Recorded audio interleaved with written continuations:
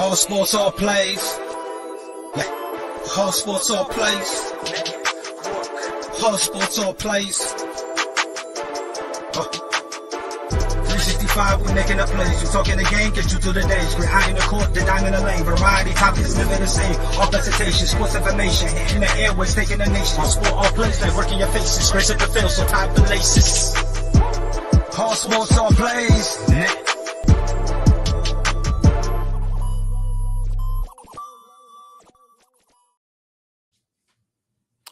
All right. Happy Monday, everybody. Welcome. Another episode of Bring It. I am your host, the Big Dog. With me this week is my boy, my man, the myth, the legend, the host of the I'ma Tell Like a TIIS podcast, Mr. Jai Shields. Jai, what's up, bro? Big Dog. Good to be back on with you as per usual. Nice to be on here on this Monday night. Yes, definitely.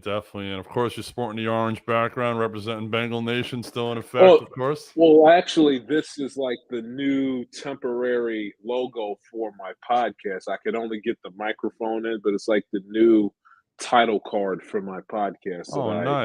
Nice. Okay. I switched up last week. So, cool. And then, of course, we got the opposite side, the TB12 shirt. You jumped on that bandwagon, huh? Yes. I got two of them. I got this one, and I got like the creamsicle one that just has the regular white TB12 across the chest. And even though orange is my favorite color, this one is my favorite leader in the clubhouse compared to the other one, just because I like the design and the fact. I don't know if you can see it, but it's just like TB12. They like revamped their logo, so it's TB12 season 22. Tom Brady, Tampa Bay, season 22, all 22. Because the all 22 camera feature. Keep going, and on the back, I don't know if you can see, but on the back it says Perseverance, and it's got like the rings, and it has cool. and it has the rings and Brady's name and everything else. Cool, very, very cool. Yeah, it's funny, and that's very cool because a lot of guys I know growing up, I've grown up a Giants fan since 1978, so I remember Joe Pisarcik. I remember the Herman Edwards fumble, when he recovered the fumble in the end zone. It's way before you weren't even a glimmer in your parents' eye yet at that point. But right. but even growing up a Giant fan, I always liked watching Roger Staubach as a quarterback for my arch enemy team, the Cowboys. But yet, I always liked him. So it's good that even though you have your team, you still respect players, you respect their skill set. Yeah, I mean, you grow up, you mature, and you put things in perspective. You're like, I only hate this guy because he's a very good football player, and the fact that he wins all the time, and my team doesn't. So, and you put things into perspective. He beat the Chiefs in the Super Bowl last year, which I picked the Bucs to win. B, I was rooting for the Bucs, and it was good to see them give the Chiefs a little slice of humble pie, which made me happy. So, getting the 7th ring, first year, going to a new team. I'm like, I was like, the Bucs. I remember saying, I was like, the Bucs will go 9-7. They'll be good. They'll be better because Brady's on the team. They're not going anywhere. I mean, you got the Packers, and lo and behold, ways to go out there. Goes out there and he wins the championship. The shirt, I don't know if you can see it. With the green screen, it's got discombobulated.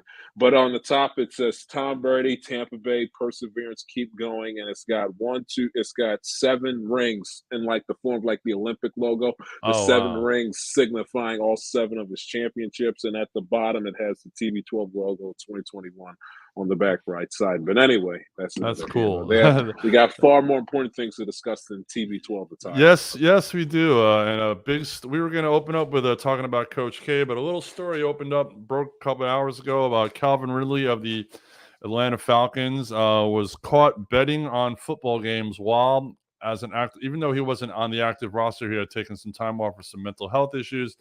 But he was caught gambling on football, which is a complete no-no. It's in your contract. It's in the players' union thing. You cannot bet on football when you are a player in the league.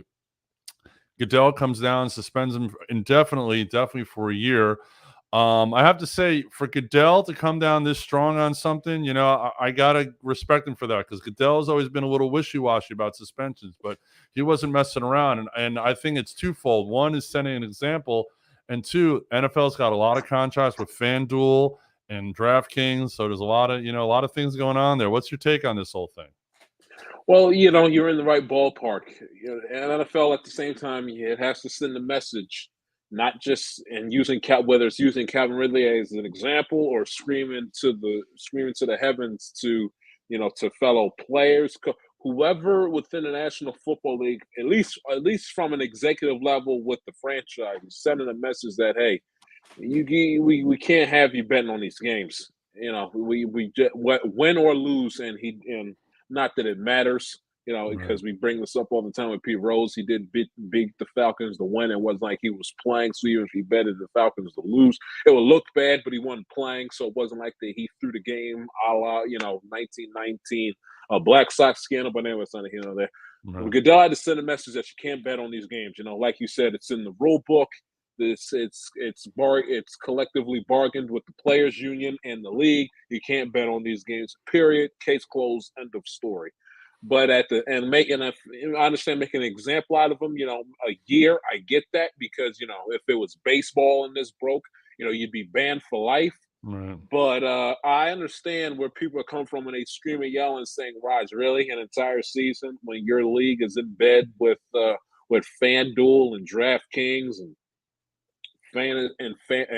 fantasy football, whether it's with your networks having their own little, ESPN running their little fantasy football, Fox Bet too. Right. Fox Bet all the time. Yeah. Fox, ESPN, NBC with the Sunday night 7.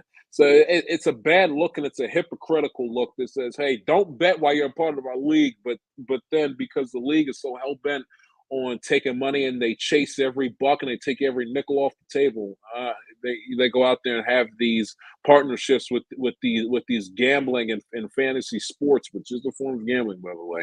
They go out there and they form these relationships that look very, very, very hypocritical on the NFL's part. I mean, they allowed, and one of the main reasons why I didn't want a team in Vegas is because of the whole betting aspect. They allowed Mark Davis to move his team out in Vegas. They're going to have a Super Bowl out in Vegas. I mean, really? I mean, you got an NFL. I mean, out of all the cities in the world, I mean, Portland I'll live with. How about St. Louis getting getting a team in replace of the Rams, or San Diego getting a team in replace of the Chargers? I mean, you're going to send a team out to Los Angeles? I mean, really? But again, the NFL, they don't care. They chase every buck. And I understand making an example out of Ridley, but I mean, my goodness gracious. I mean, players that have done far worse than betting on their team to win games, a la whether it's domestic violence, whether it's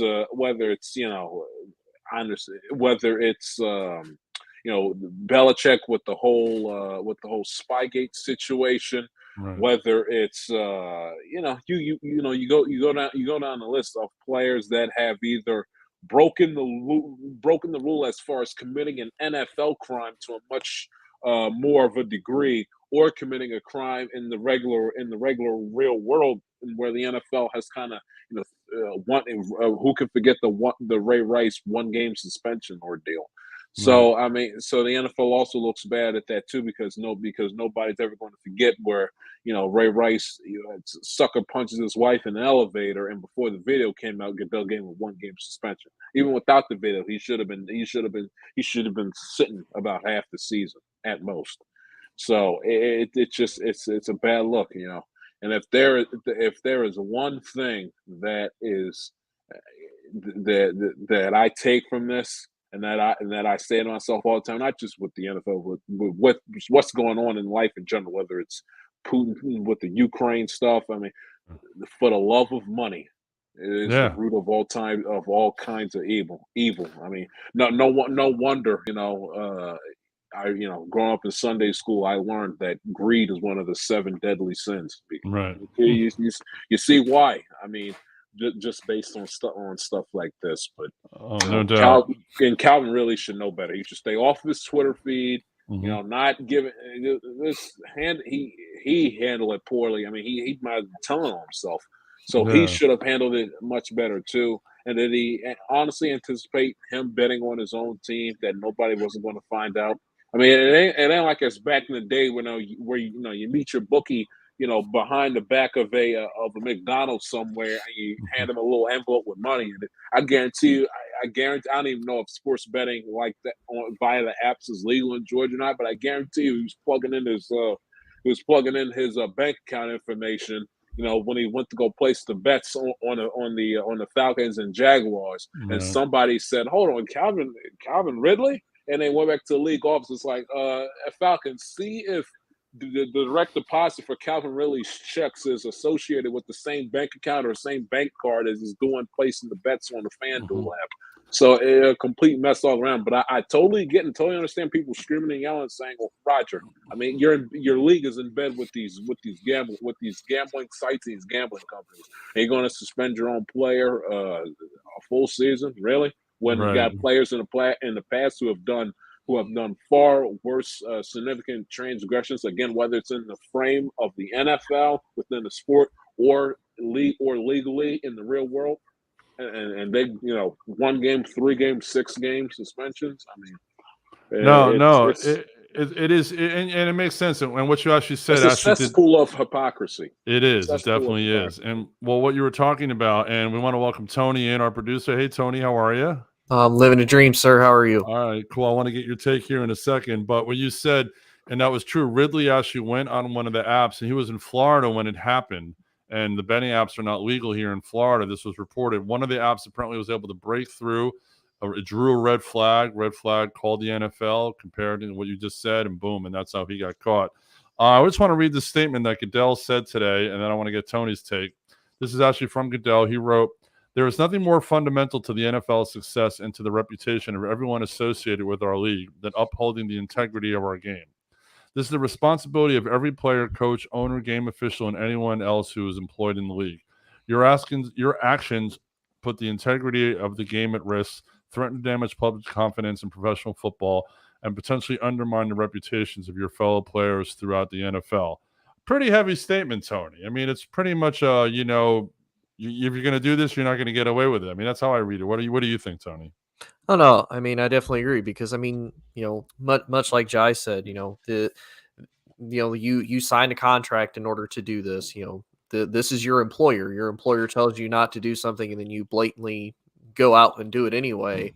You're violating your employer's rules. So he's within his rights to suspend him, and the fact that he did it very quickly is also what surprises me. I know from a personal standpoint, probably the thing that aggravates me is the fact that and I think a couple of us had figured out that potentially, this is purely speculation. I have no actual facts backing this up, that he took the time off for the mental health right at about the same time that he had started to do this. So was he actually taking a break for something mental health related, or was he doing this of, okay, I'm going to try to make some extra money on the side since I haven't gotten a big paycheck yet, because I'm still on my rookie deal. And to me, that's where I have to kind of look at him just as a person and as a man, and it's like, really, the mental health is finally something that now is starting to become more normalized. This is something that people can actually now start to go out and get help towards, help with, and especially even from the veteran community. I'm kind of sitting here like, come on, man. Like there are so many people that wish they could be in your shoes, where they could be like, hey, I'm going to step away from my job. I need to go take care of myself, get some mental health, and still get paid for it. And everybody's understanding about it too. And exactly. And then you're out here, betting money on sports games. It's like, and again, I don't know if that's truly the case or not, but it's like timeline wise, it also doesn't line up very well for him as far as that goes. And that, I think that's also what makes it worse. I don't think people are necessarily as upset that he is betting on sports. I mean, you kind of bet on yourself. You bet against your team. There are people that probably do it maybe on the side with like friends or family or something like that. But the fact that you're using the cover of something actually serious like mental health, I think that's where a lot of people that leaves a bad taste in their mouth. Oh, no doubt. And the fact that you said that the timeline, exactly the timeline of when he took off from the team, when the bets were placed, and it was only 50 seconds. He said on Twitter, I only bet $1,500. It doesn't matter. You could have only bet $10. It's the fact of the league policy, and you're still employed by the team. You're still getting paid. He didn't take leave without pay. He was still collecting a check. Mm-hmm. So, it's the whole policy involved, and it's interesting. And Shai, you talked about it, about the Pete Rose comparison when it comes to sports gambling always comes around, I've always been in favor. Pete Rose should be in the Hall of Fame. End of story. What he did as a player, what he did as a manager, two totally different things. But that's for a whole entire other show. But he bet on the Falcons to win, but he bet in parlays. And the biggest argument people have been saying is that, well, when he placed these bets, because he's a player in the league, did he have inside information? I mean, what do you Yeah, what do you think? that's that's a big time thing, and you bring up Pete Rose, who is trending, as soon as like the Calvin Ridley thing came down. I go on Twitter. He's like he's like top of the list on what's trending, at least within the United States in the realms of sports. But with Pete Rose, he was the manager, so he didn't necessarily have inside information because he was the head guy of the team. He was basically using classified team information to influence his bets. It wasn't like he was picked up the phone, called one of his teammates or whatever, and said, is so and so bad in the lineup tonight? He's at a 8 for 48 slump within the last 3 months or so. He hasn't been able to get, not like that. Pete Rose writes the lineup cards, so he's not like picking up the phone. And I don't think, and it was before my time, maybe you guys probably knows better than I would, but I don't think anybody else was in hot water when the Pete Rose gambling thing came out. I think it was just only him. And if that is the case, I think in large part because he was the one who had and distributed the insider information in terms of gambling. Calvin Ridley, who's a player, it's something totally different. And that argument, did he have inside information? Not, who knows? Who knows? He didn't. So he lost the money by betting this with the idiot. I mean, you want to do something as stupid as this, and you don't even win money. You don't even win. I mean, was it really worth it? Not that it's worth it to begin with anyway, but if he got caught and he won some money, he could say, during his year-long suspension, well, at least, on silver lining out of all this, at least I got a couple extra dollars in my pocket. I think he lost like over $2 million because of this. So the argument of insider information, who knows? Wouldn't shock me if he did. Wouldn't necessarily surprise me if he didn't, because of the fact that he was losing these parlays, and he was like the average schlub, like and I don't bet, and I'm not 21 yet, but like the average Joe that goes, wakes up Sunday morning, bets his ass off on NFL regular season football, and the bets don't hit. So I mean, if there's going to be an investigation, who knows? You got to allow that to manifest and allow it to happen. But wouldn't shock me if he did. Wouldn't shock me if he didn't, because to me, again, based on the fact that he didn't win his bets, and he as an NFL player isn't like the common fan who's been on NFL football every single Sunday. I guarantee that's probably like maybe the first time he either thought about or really made a bet on football since probably he was in college. And even when back in his college days, betting nationwide isn't what it is now in 2021, 2022 America. Exactly. Yeah, well, we're going to see where it comes out as, but right now he's suspended indefinitely, and we'll see that as the week goes on, the league reaction. We'll see what the Falcons end up doing, if they keep him on the roster, if they cut him, who knows? It'll be interesting. All right, I want to move on to another big story from the weekend. Coach Mike Krzyzewski's last regular season game at Duke was Saturday. They lost to their arch rival North Carolina. Krzyzewski's been coaching for 42 years. Basically took this Duke program to another level. There's been ups and downs. There's been rumors. He was the Olympic coach for the Olympic team for a number of years, won a lot of gold medals, coached a lot of the great NBA players of like the late 90s and 2000s and stuff like that. Definitely an accomplished career, Tony. So what stands out to you as far as Coach K's career and his accomplishments and what he's done for the game? I mean, you just kind of have to look at the fact that Duke has had a longevity of success. I mean, at least growing up, even in high school, when I really started to pay attention to a lot of college sports, I mean, Duke was always up there, especially in college basketball. They were always the team that was there to beat. Every Final Four, Duke was going to be there. Did they always go to the national championship? Not always, but they were almost always going to be in the Final Four. They were always going to be a team to be reckoned with. So, I mean, and like you said, even in kind of the down years, I mean, who's the team that you're probably going to fear the most coming out of the ACC? It's probably going to be Duke. So I mean, the long term consistency, he has over 1,000 career wins. What was it? I think 1,300, almost 1,400 wins, something like that. Yeah. 1,196 career wins. That of college basketball reference.com. Yeah. So I mean, almost 1,200 wins. I mean, that's extremely impressive over 41 years. So I mean, that goes to show you that he was long-term success every time, getting the best out of his players. And yeah, we've seen some of the players that have come out of there, good or bad. We've seen Kyrie Irving come out of Duke. Zion for at least two of the more recent. I think Jayson Tatum, if I remember right, came out of Duke too. So I mean, he produces stars, he produces talent, and I mean, he gets the best out of his players, and it's shown throughout pretty much his entire college basketball career. And his story is amazing. And I don't know if I mean, I'm sure Jai did. I know, Tony, have you heard the author Ian O'Connor's got a new book out, basically all about Coach Krzyzewski. He's been on all the sports radio stations talking about the story that when he got he was a Bobby Knight's assistant, and then got the Army job, and then eventually got the Duke job. And going into his third year, all the boosters at Duke wanted him fired. And the athletic director took a chance on him, rolled the dice, and then he turned the program around. And 5 championships later, all those all Americans, NBA players, it's incredible. So, Jai, you're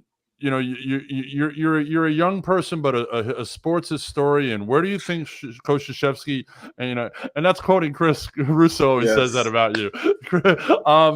Where do you think Krzyzewski lines up as far as like college coaches? Because everyone has basically says it's Wooden and everybody else, but it's a different game and a different tournament than when Wooden was coaching. And plus, there was no one and done, there was no 3-point line. So, I mean, how do you compare the two?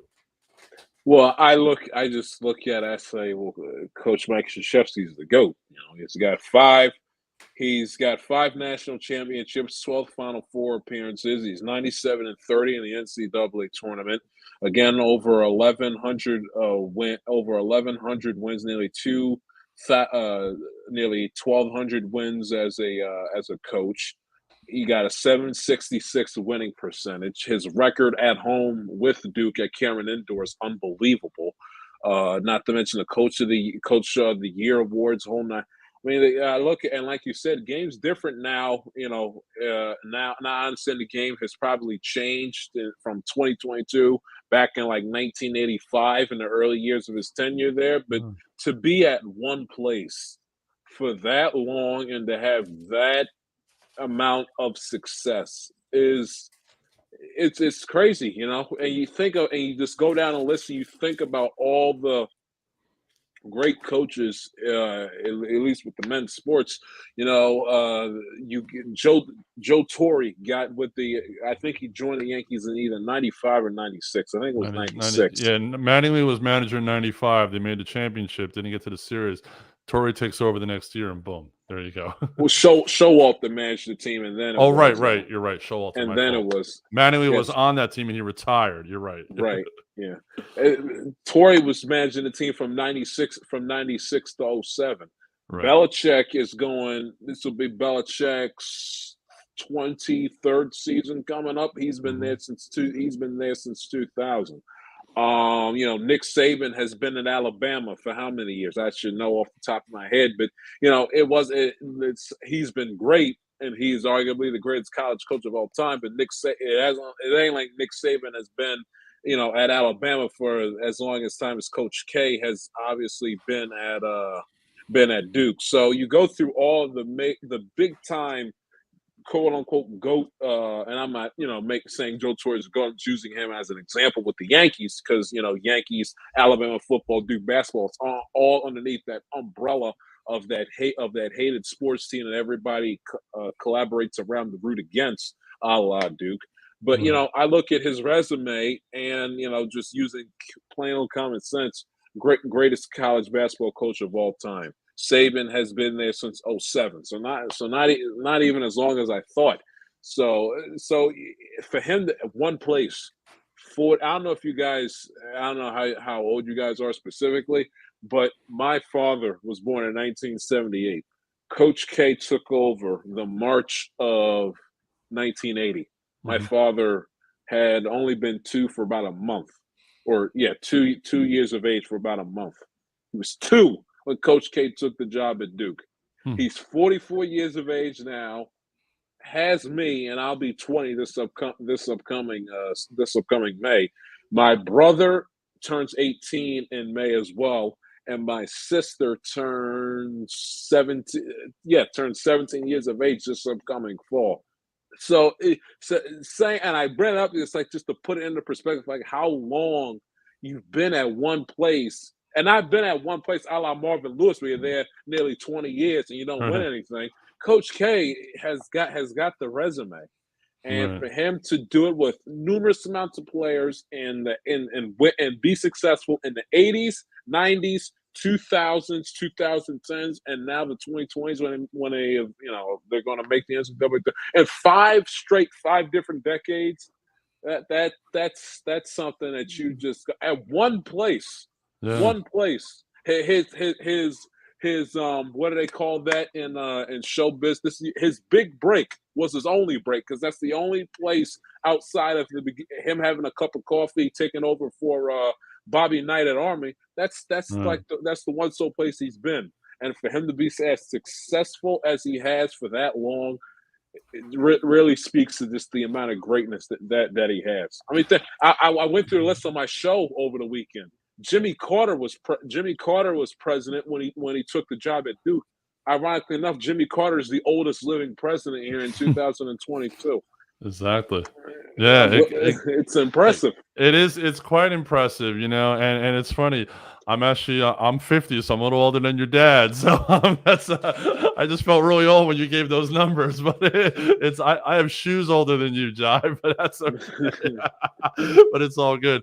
Yeah, and it's funny because I remember growing up watching college basketball myself, and and watching this Duke team, in the mid '80s, because I actually had the privilege. Where I grew up in Elizabeth, New Jersey, there was a gym, a youth center near where I lived, and the Jersey AAU coach ran his team out of there, and I knew him, and he used to call me up and have me come run with some of these AAU guys. I actually got to run with Bobby Hurley and Ala Abdelnaby, 2 of those Duke greats from those late '80s teams, the teams that played with Christian Laettner and all that. So I mean, I got my ass kicked, but it was still fun, It was still fun to play. But yeah, and there's so many Duke moments in college basketball. I mean, we all think about the Christian Laettner shot in '92. The regional final. All the championships. But to me, and I want to hear your guys' take. To me, the biggest Duke moment for me is how he upset and outcoached that UNLV team in '91. How where that UNLV team the year before was just a run and gun offense, unstoppable, physically better, speed wise, everything like that. And then the Duke comes in the next year and upsets them after UNLV goes undefeated till the championship game. So to me, that's like my Coach K moment. I mean, anyone could have coached those Olympic teams; those guys were so good, But to me, that's my Coach K moment. Tell me, what about you? Is it the Laettner shot? Is it something else? How do you think of Coach K? Like, what's your moment for him? Oh no, I mean I definitely agree with that, because if anything, that shows everybody that it's not necessarily about you have to have all 5-star players, all 5-star recruits everywhere that you go. It's how you use your players, it's how you coach them, it's how you come up with your schemes, it's how you come up with your game plan.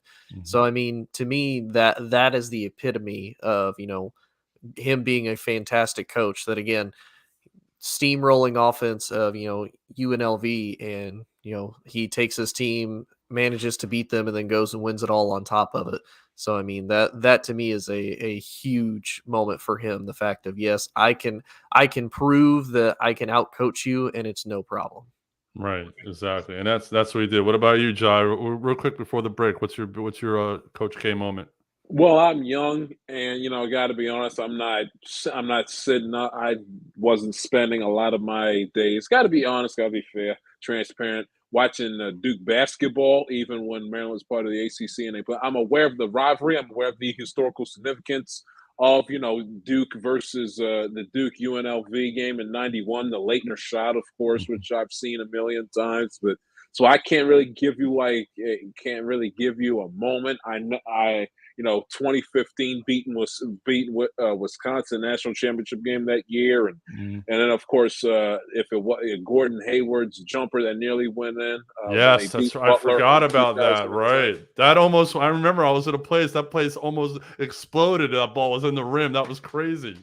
Yeah, and I think, and just this little tidbit that I have instead of like a Coach K memory, and it works against them and it benefits them. It works against them based on the fact that he never throughout his entire tenure there, he never had that all-time NBA great that went through his program in college and went to the NBA and became one of the game's all-time greats. He's had very good NBA players. He's had all-stars, and if Mhm. Kyrie Irving wasn't so caught up on this vaccine nonsense, and Mhm. maybe played better a little bit before LeBron joined him in Cleveland, he could possibly be that first.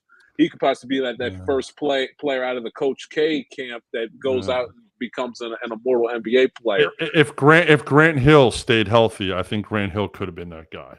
That too. And Yeah. Jayson Tatum could be that guy too, which Jason Tatum could be that guy. Yeah, who we're gonna we'll talk about discuss him in a later bit. on. Yeah, he Yes. definitely could. Interesting. Good point.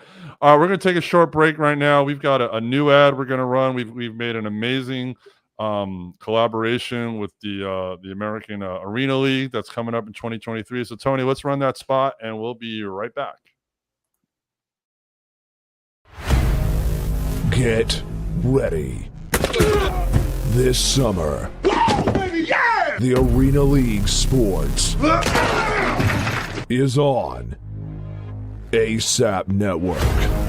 Tune in live on either the Tiki Live or Roku app, as well as your smart home TV.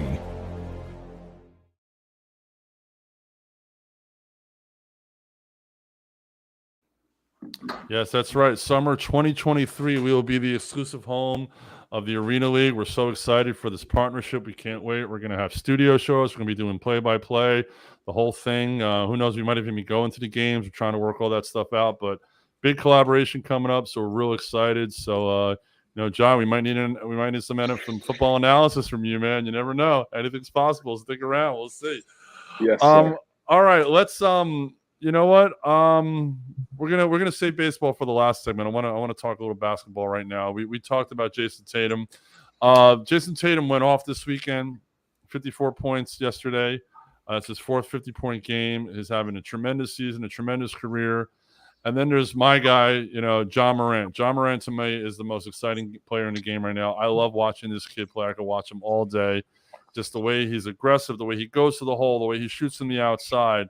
So, what's before we say, are they the new faces of the league? Who you got? You taking Tatum? You taking Morant? Okay, Jai, who you taking? It's a tough call. Yeah, I love the way they're both playing right now. I mean, on any given night, they what you can do, I can do better. But I had to pick. I might go in the direction of Morant because he's a guard, and it's a guard-driven league in today's NBA. Mm-hmm. So if you need the great player or two, to be a championship contender. But if it's a guard, if it's a guard with Golden State, the Nets, although they're hovering around 500, barely staying afloat. Whether it's the old Cleveland teams with Kyrie Irving running the point, you name it. With even the Nets, when they were competitive, when they had James Harden, and then in a couple of seasons past, when they had Dame Dolla at the guard with the Portland Trailblazers. So you need the great guard, and if one of your best players is a guard, you're much better off as a franchise. Not necessarily, as far as a going forward piece, but being a legit championship contender. But that's no diss and no disrespect on Jayson Tatum whatsoever. I mean, what he's been able to do this season, he's averaging 26.5 points a game, 4 assists, 8 rebounds, shooting 43% from the field. Not great, but he's certainly, the last couple of games, he's certainly just been setting the world on fire. Against Atlanta last Tuesday, dropped 33. And then, of course, against Memphis, against Ja Morant last week, he dropped 37 points, 5 assists, a block, 6 boards. And then, of course, on Sunday afternoon against the Brooklyn Nets, he was just absolutely sensational, dropping 54 points. Could do no wrong shooting from 53%, 5 rebounds, 3 assists. So you take either one of them. I'll take Morant because he's a little bit younger than Jayson Tatum is, and he plays a much more valuable position with the guard instead of the small forward. But you can't go wrong with either one of them at this point. The way they're playing right now, because they've just been absolutely sensational. Exactly. Now, Tony, last week we were talking about the NBA contenders and pretenders, and one of the teams that you thought was a contender is Memphis. So, are you leaning more towards Ja, or do you like the big 6'8", small forward who could slash to the basket and Tatum? I like Ja a little bit more, just because if you look at his career total jumps, when he was, his 2019 to 2020 season, he averaged about 17, almost 18 points a game.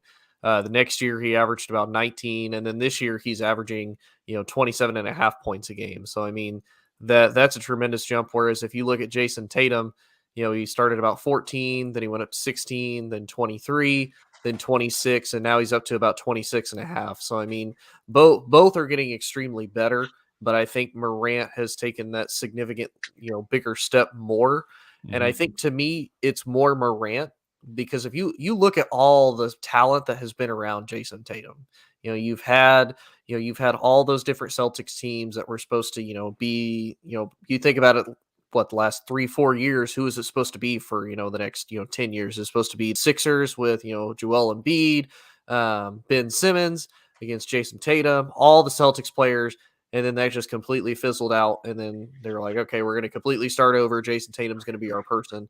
Whereas, Ja Morant, has anybody expected the Grizzlies and Ja Morant to be anywhere that they are currently right now? Like, I didn't. I expected, if anything, the Boston Celtics to kind of, be even keel a little bit. And they pretty much were up until the All-Star break. And then they just kicked on a second. And another thing too with the Boston Celtics, and I understand, to your point, Tony, that the Memphis has been a tremendous surprise.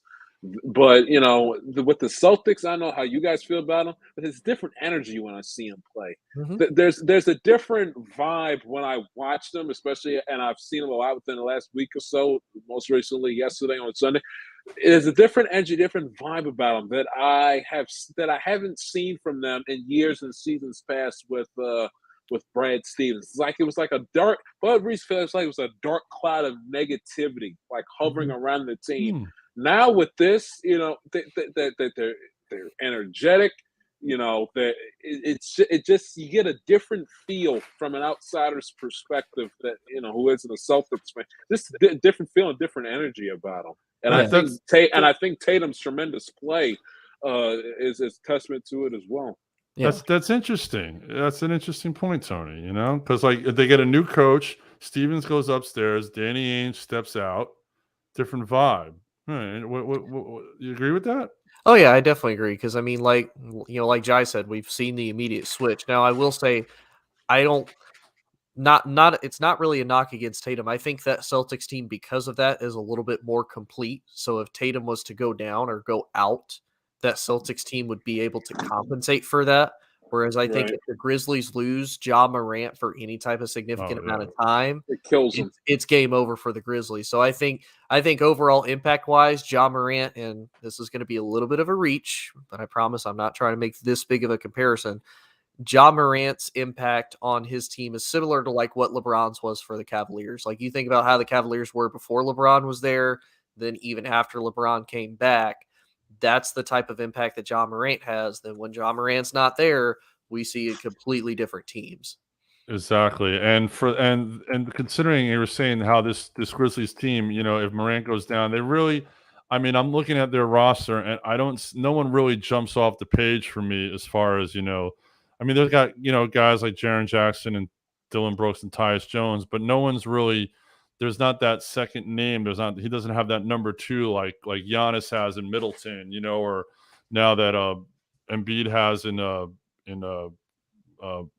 Harden. Harden, thank you. Until Yes. Harden shrinks in the playoffs. But again, Right. that's another conversation. We talked about that last week. It's going to be interesting to watch these two grow as players. I definitely think, in my opinion, Morant will jump to the top and probably become, the new young superstar in this league. I mean, he's already a superstar, but he's definitely going to outreach these guys. He seems to have a good head on his shoulders. He plays aggressively. He's gonna go down fighting. It's gonna be interesting to watch them in the playoffs. They're now, I think, the number 2 seed right now. Golden State is kind of faltering, but they'll get it back together. It'll be interesting to see what happens in the playoffs, and they'll definitely make the conference semifinals. And I think it'll be good for the league if Morant is actually making the conference finals, get a new face out there, get promote. The one thing the NBA does is, they do promote their stars well. They always put their stars on TV. There's all places to watch them. Yeah, they show us a lot of Lakers lately, and do we really need that? Do we need to watch Knicks and Clippers last night? No. But that's besides the point. So it's going to be interesting. I think also too that with the Celtics, I think it'll be very good. If they make it to the Eastern Conference Finals against, say, Milwaukee or the Heat or the Bulls, especially if it's Bulls Celtics in the conference finals, wish on a chicken wing on a prayer, but I think that would be good for the NBA, not just because of like the players necessarily, because the NBA is a star-driven league, but these are two historically successful. Now, with the Bulls, of course, it was all Michael Jordan, but the Celtics especially, they haven't been in that big-time championship spotlight in quite a long time. And I think if they were to get themselves back to a conference final or win the Eastern Conference outright, I think not only would it, the NBA would have an opportunity to show you Jayson Tatum ad infinitum, but also you would rejuvenate, and this is where the older sports fan, the older NBA fan, kind of likes it too, because you get to talk about, the history of the Celtic franchise and the all-time great Celtic teams, Larry Bird, Havlicek, Bob Cousy, Parrish, you can, what's his face, Arabic. I mean, so you get to incorporate the historical essence of the Celtics with the parquet floor being in the NBA Finals again. Mix it in with the young new star that the younger audience is going to get. That's going to sink their teeth. That's going to sink their teeth in. Also, furthermore, which is an also added bonus, Boston's a big time market. You have to factor that in as well. So the TV ratings is going to be, through the roof, because you're going to have a big time sports market in Boston. Yeah. If the NBA gets like, even though Milwaukee, is great, if they get a Boston Chicago Eastern Conference final, that's definitely a good money maker for them for sure.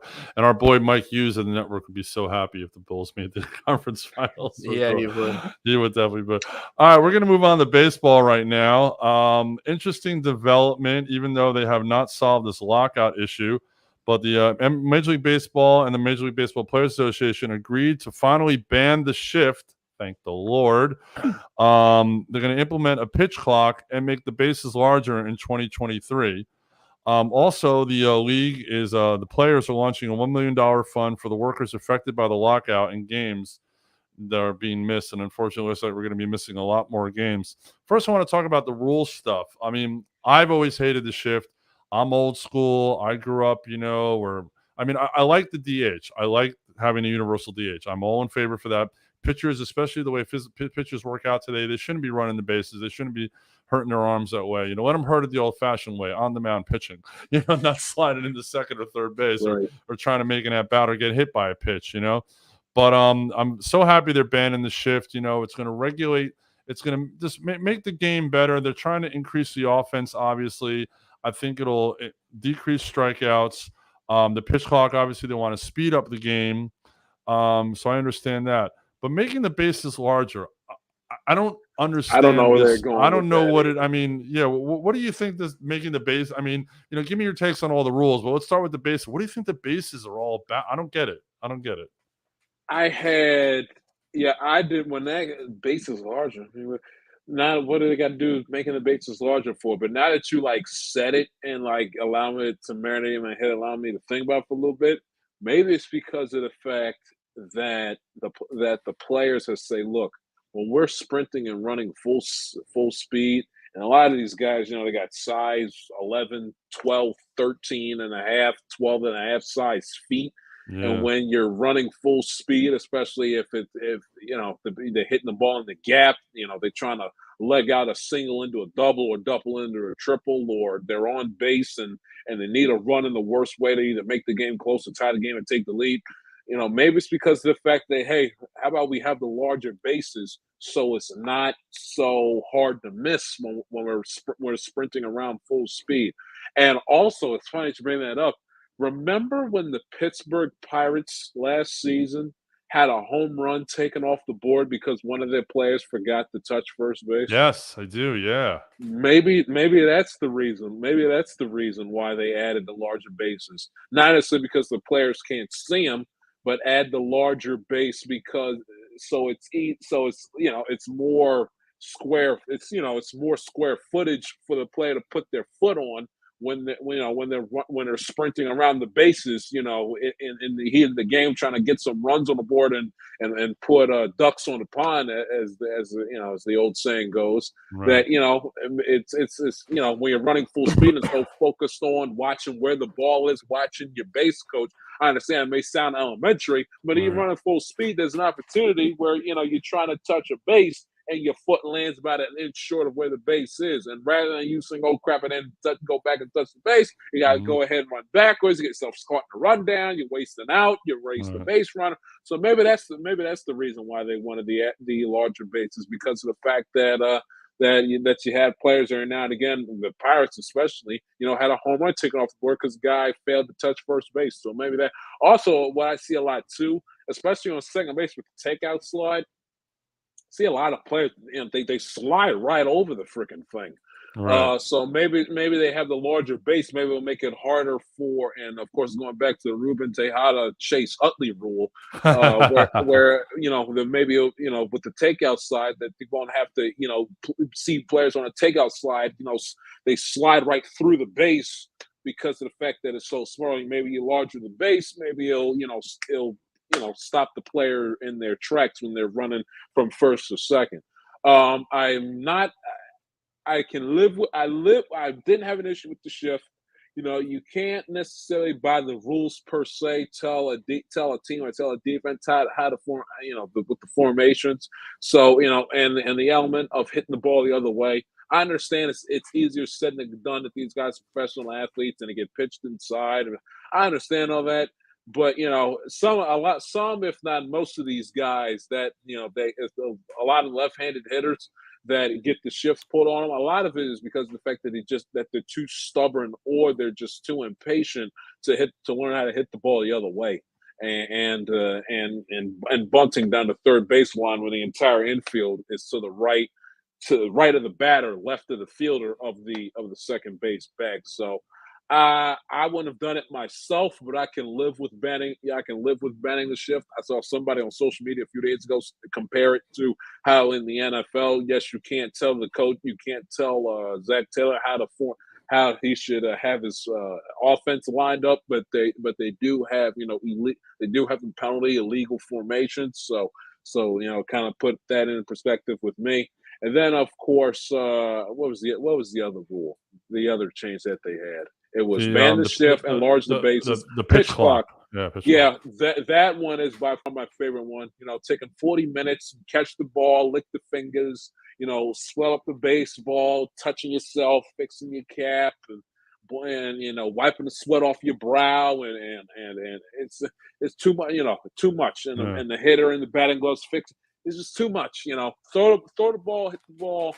That's it. I live with it. I can understand if it's a long at bat, where it's a 13 pitch at bat, 3-2, foul pitch at the foul pitch, and you get a little tired. I get that.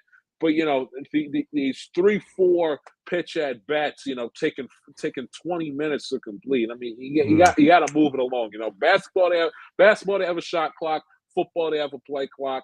You got to add some. I understand that the uniqueness of baseball is that there is no clock, but you have to have it in terms of an element of keeping order of the game and keeping it moving along. Because these 3-hour and 45-minute games, it's not. It can't work, and it can't exist in 2022 America. Just no, it's impossible. And I think also because of the amount of analytics and pitching changes, and the fact that even though you still have the 3-batter rule, they're still changing pitchers. You got to move the game along. So definitely, the pitch clock is definitely going to help.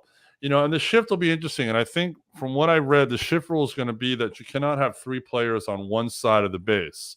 So, managers are going to play that fine line of having their second baseman or shortstop line up like right behind the bag where there's going to be like that line.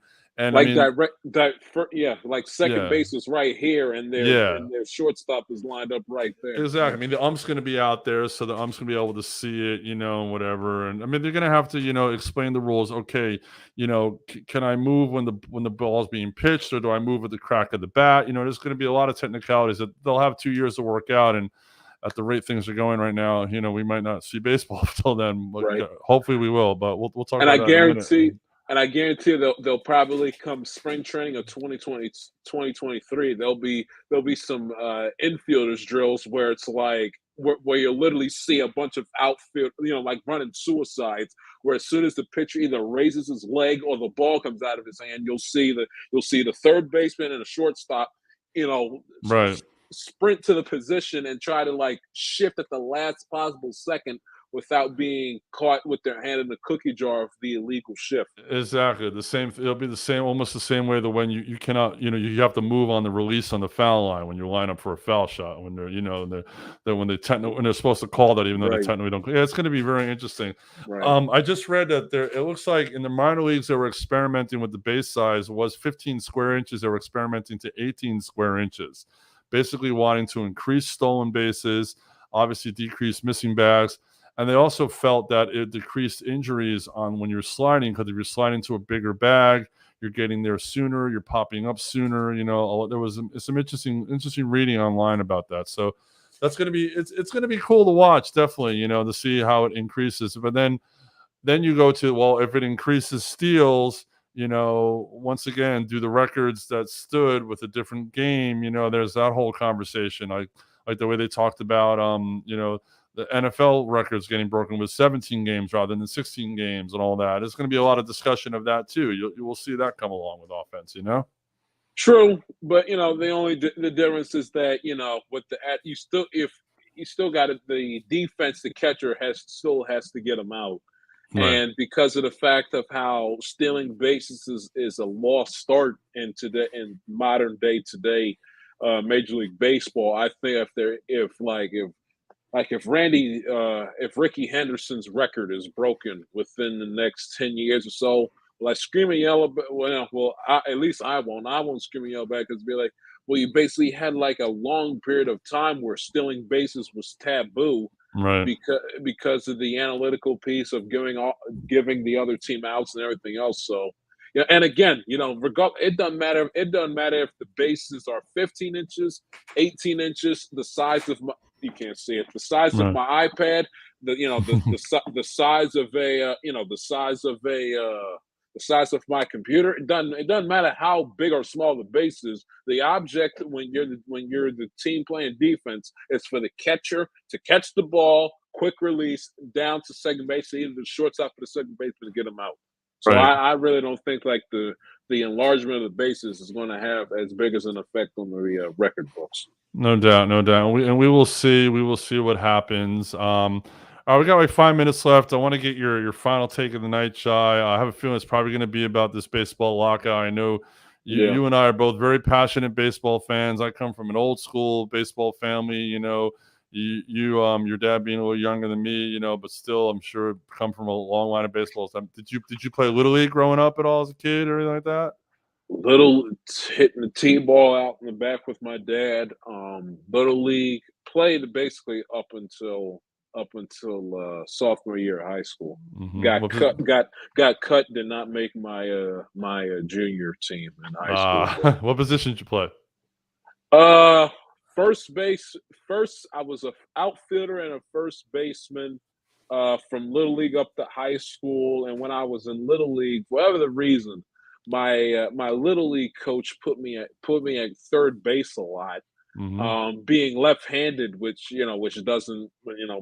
work, is a hard thing playing third base. You got to throw against your body motion, but whatever the reason put me at third base. So I played a little bit of third base, but primarily the outfield and first base were my positions back in my playing days. I'm 6'4", so I played first base. You're the tall kid, you play first. So right? Yeah, that was it for me. That type of thing.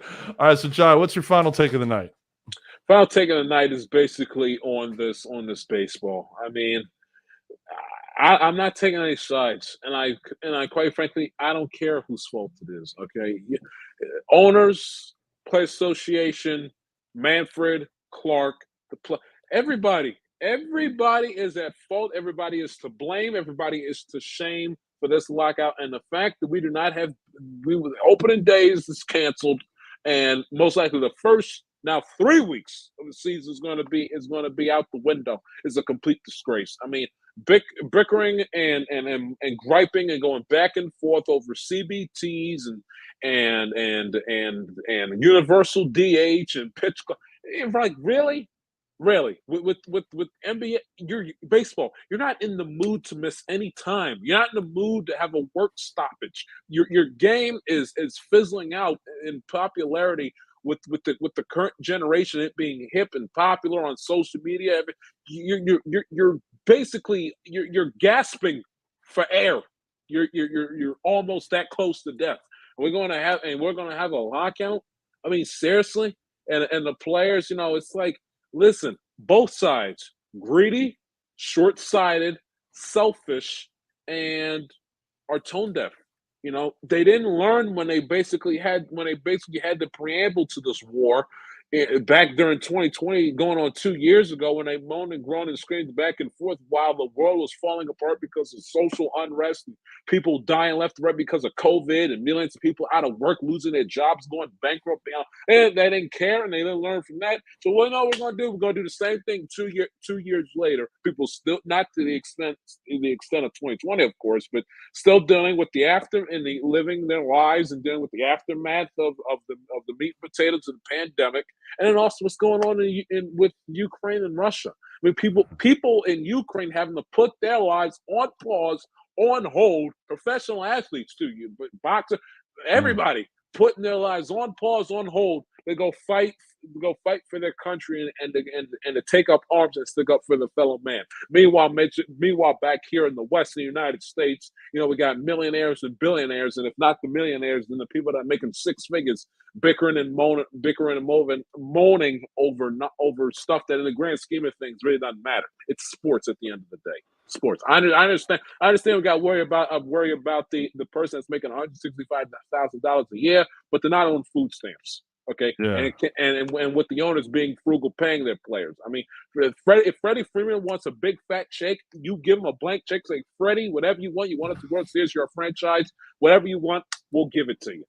But I mean, owners being cheap, owners being frugal, owners, like 6-7 owners holding the league hostage with raising the luxury tax because they don't want to spend any money. It's a joke. And then meanwhile, they screaming, the Max Scherzer of the world screaming and yell about competitive balance. Yet when they've made their money, won their Cy Youngs, have pitched and has appeared in plenty of All-Star games and won a World Series, by the way. If he retires tomorrow, he's going into Cooperstown in 4 or 5 years. And he goes there and he takes every nickel, every penny off the table to go pitch for the New York Mets. Yet he screams and yells about competitive balance and the fact that the Baltimore Orioles and the Pittsburgh Pirates of the world are tanking. Yet he goes ahead and he joins the big-time powerhouse, the big boys, the New York Mets. Hypocritical and double talk everywhere you turn, everywhere you spin. Drives Exactly. me crazy. Exactly. And you guys can hear much more of this take, I'm sure, your new episode drops tomorrow, right?